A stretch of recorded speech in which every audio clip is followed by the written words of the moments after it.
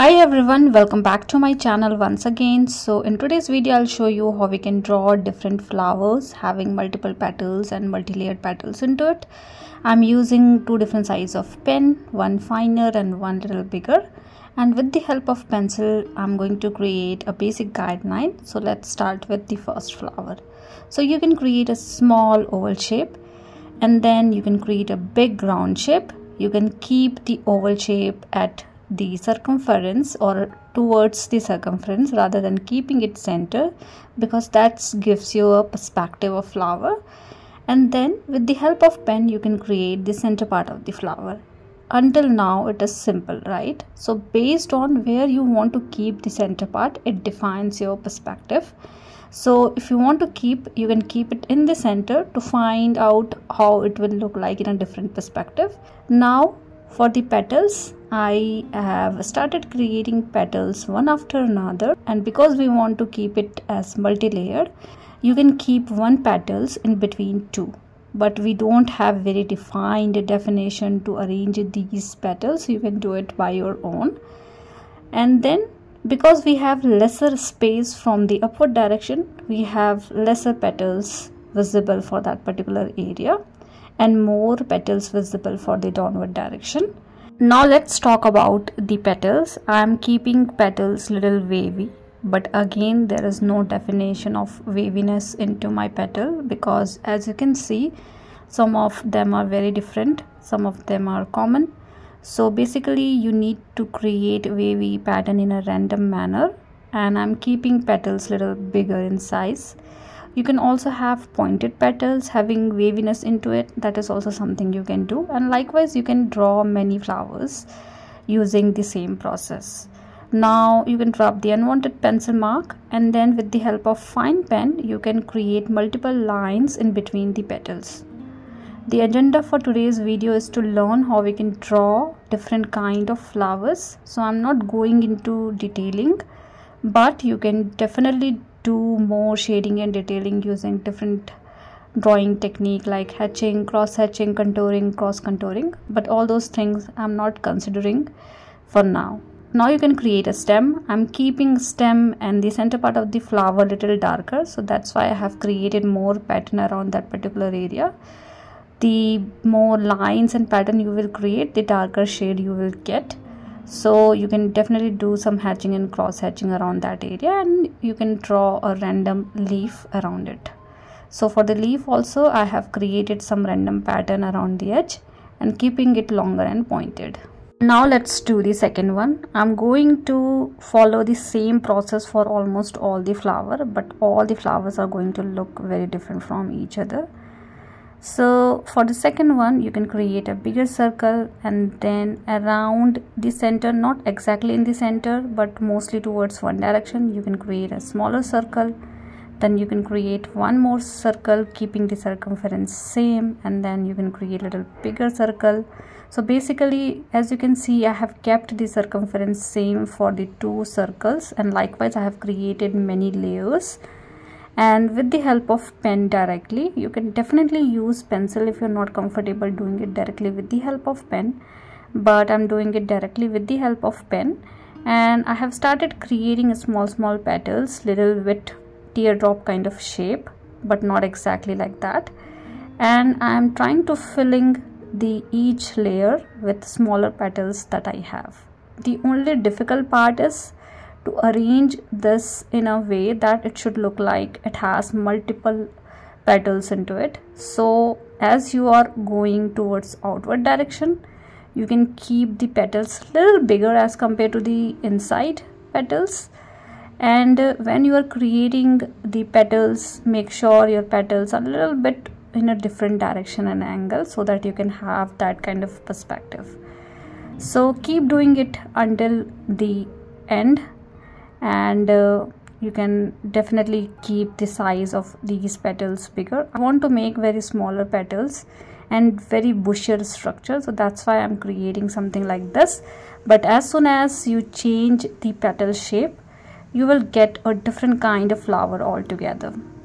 or as soon as you change the size of the petal, you will get different kind of flower altogether. So that is how we can draw different kind of flowers having same process.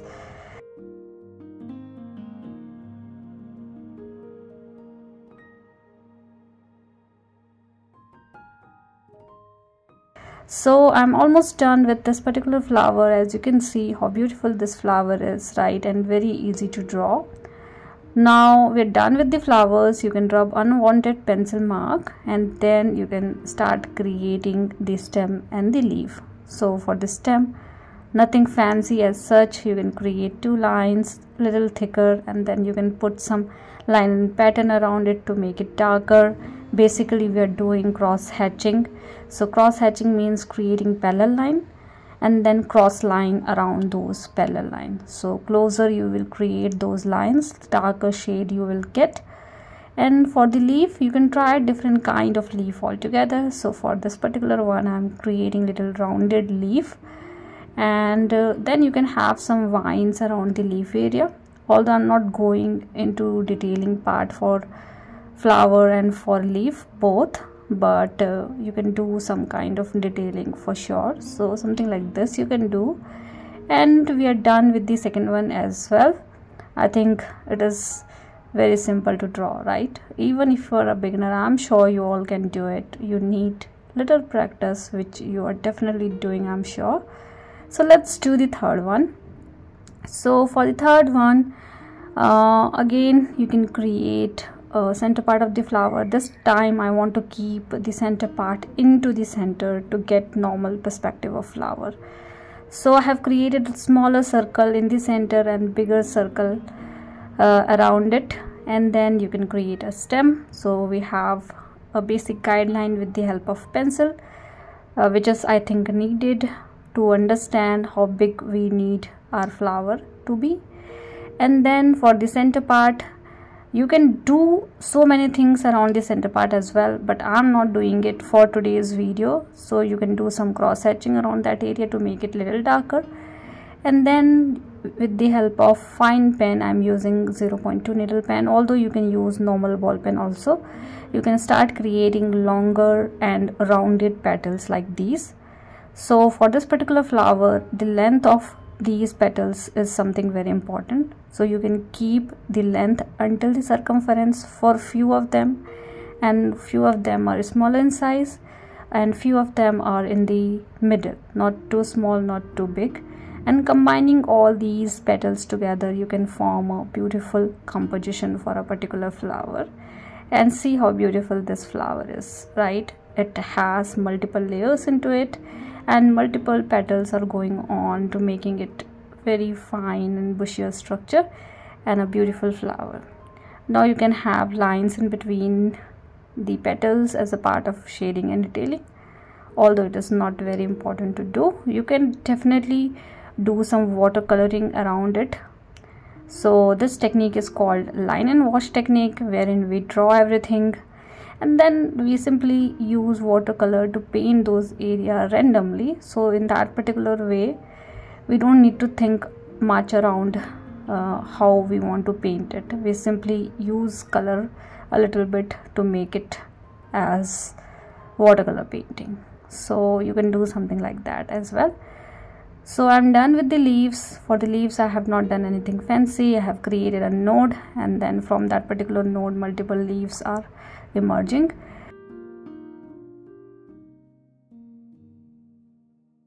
Now let's do the another one. So for that, I have created an oval shape, mostly tilted towards the left side. You can choose any direction for this to get different direction of flower, and then you can do some cross hatching around that particular oval shape to create the center part of the flower. Now you can define the outlining for the petal area as well. So again, I am creating an oval shape, this time little bigger, and based on how much area we have, we need to create the petals. So this time I'm creating a sunflower kind of petal, but not exactly like that. So I'm creating little longer and little bit pointed petals. So as per the area, If you have bigger area, you can create longer petal. If you have a smaller area, you can have smaller petal. So you can create few at distance, and then you can try filling in between area, and that is how you can get symmetricity in the flowers petals that you have. So always start creating petals at distance first, and then you can fill in between area with more petals into it. And likewise you can create multi-layered petals, and then you can create one line in the center. You can have some stamens around the center part of the flower, which you can randomly create some random pattern around the center part, around the edge of the center part rather.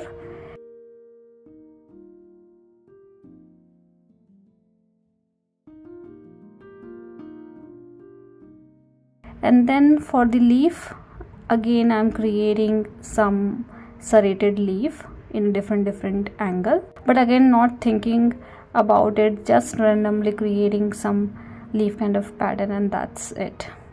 So we are done with this one as well. Now let's do one more.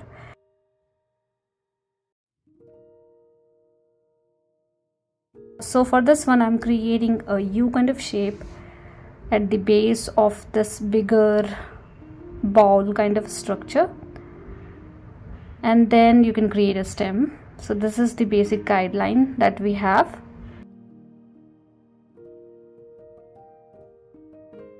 Now for this particular flower, I am starting with the stem area.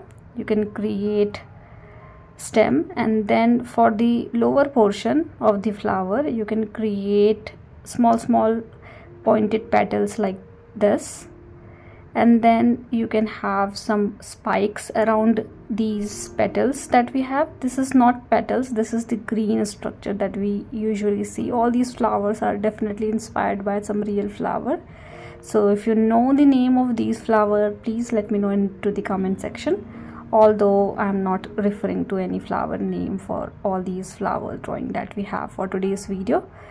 And then you can start creating petals. So these petals are fine and longer, and at the tip of each petal we have little definition, like we have a little zigzag pattern around the end of each petal that we have, so that we can have a spike kind of petals. And then you need to make this particular structure little bushier, so keep doing it until you're satisfied with this structure that you have. And for the leaf you can do some random pattern, so I did some random leaf kind of pattern for this particular flower. Now let's do the last one. And last one, I always want to keep it simple because we are already tired creating all these flowers. So let's do the last one. So for the last one you can simply create a oval kind of shape combining multiple curves from different direction like these. You can keep these lines or curves very close to each other so that you can have little bushier pattern. And as you are going towards outward direction, you can create a petal kind of shape little thicker, and keep doing it until you satisfied with the main flower structure that you have. So, and this is also going to define the size of your flower as well. So what kind of flower you needed, based on that you can have more and more petals around the outer area.